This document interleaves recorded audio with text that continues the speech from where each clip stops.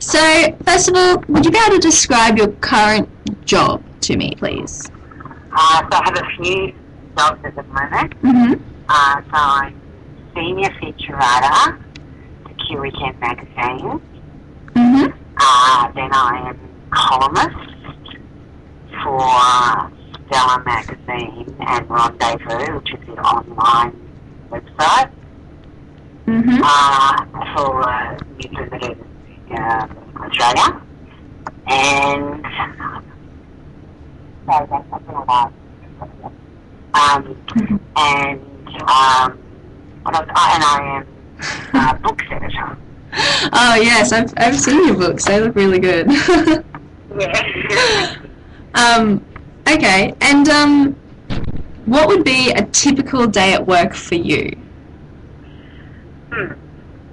Among your many jobs. It's very different. Yeah. Today, for example, I'm just doing the books pages. Mm-hmm. So that will take all day. Just so kind of put my editor's hat on then, and so I'm editing other people's work and kind of doing a bit of production. So we have an in-house production system now, so I'm kind of physically putting copy onto the page. When I say physically, I mean with the computer off. Not playing around with old templates. No. Then tomorrow, I will be doing a long interview for a long feature piece I'm doing for Q Weekend. Oh yeah. So that will be a couple of hours, and then I'll come back from that, and I'll probably do my transcript of that interview, which will take a long time because it'll be a long interview. Yeah. And then I'll start to put that together. And maybe the next day I'll probably do another interview for a different story. I normally do like one quite different story and then one shorter life story for the magazine. Oh yeah. And then somewhere in there I'll write my column as well.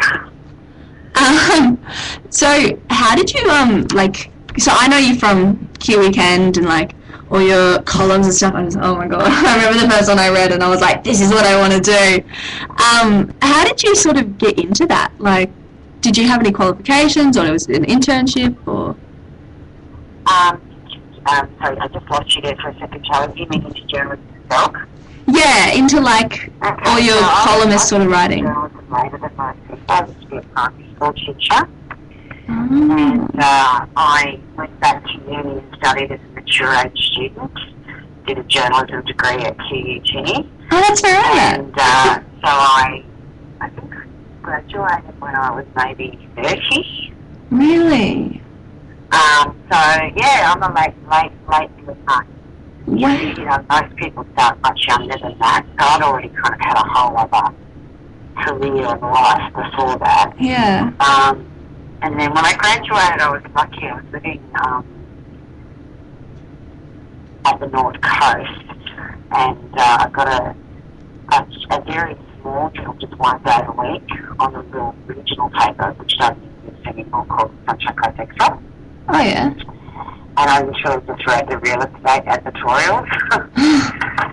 And then just from that, because it was a small office, so sometimes you get a bit more opportunities more.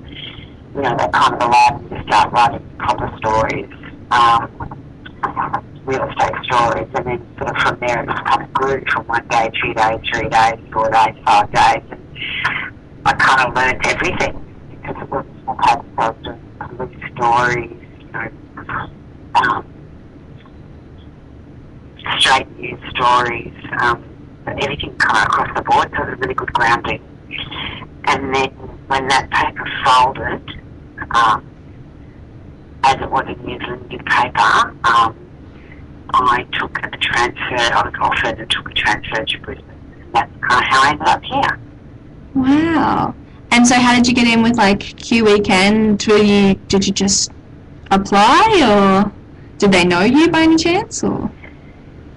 Well, because it's also an in-house publication, it became obvious after I worked as a journalist, you know, news journalist for a few years, that I was better at writing picture stories, longer stories than I ever was at Straight News. Yeah. I wasn't a very good Straight News journalist. I always wanted to kind of embellish.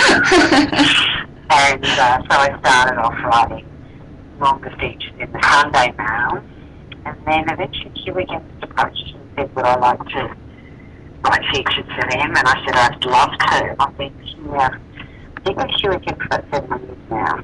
Wow. And I really love it, actually. I like writing the longer pieces. Yeah. Wow. So you're very busy with all your different jobs. I had no idea. Like, wow. I wear a few different hats. Yeah. Well, that's the way, you know, the market is at the moment, all the different jobs at once. That's right. You have to be pretty versatile. Yeah. What do you reckon some of your advantages and disadvantages are of doing what you do? Like, what do you think about that? Like, I can't think of any disadvantages, to be honest, but I don't really think of advantages, to tell you the truth. yeah. You know, I think for each writer, you've got to find what you know, some people would hate to write the longer pieces. Some people are much better at investigative or straight news. So I think for me, it's all advantage because I'm actually writing the sort of stories I want to write. I like to write in-depth profiles of people. I like digging a little bit deeper. I like to, you know, say if I'm writing a piece about coal seam gas, you know, I like to have the time to go out and visit country towns and meet the people and, you know, interview both sides of the story, interview the mining companies, interview the landowners who are happy to have coal seam gas on their bees, interview the landowners that are most definitely not. Yeah. You know, to get that real cross-section. And I think an advantage for me is that writing for Q, you often, although less so these days, you often given the time to do that. You get a few days to, you know, research all your story correctly, and that's a real luxury in journalism. Yeah, rather than like the 2 hours beforehand or whatever it might be. Oh, all right. Do you think that your current job will be around in 5 or 10 years? Yes. Look, I really feel for journalism students today because I think it's all doom and gloom that they're hearing, and yeah. let's not, you know, we can't pretend that journalists are losing their jobs and photographers are losing their jobs and that the landscape is very much changing. But I think this next generation are going to be the ones who are going to figure it out, as in how to be successful digital journalists. We have an issue that it's not that less people are reading, it's just that they're reading on different platforms, so they're reading online.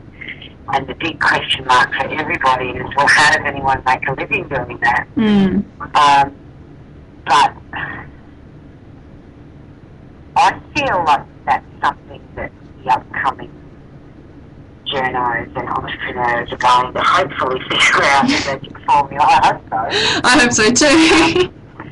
Because I think, you know, we all panic, but the fact is that, you know, we're not in the business of delivering fake news, despite what a certain president might say. And I think there will always be a thirst and a hunger and a need for really, you know, bona fide journalists doing their job properly, not just people on the net kind of pretty much writing whatever comes into their head and not researching it properly. These people are not journalists. And I think that if we hold fast and value ourselves, I think we might see a return, a swing to people wanting, you know, news delivered by the professionals. And I think journalists need choosing their own phrases a bit more. We're very coy. We know that people, don't necessarily like the media and blame us for everything, but it's ridiculous. We do some really good stuff, and I think we need to kind of own it and be very proud of what we do. I mean, I'm very happy to say I work for the Curator Mail. Very happy. Yeah.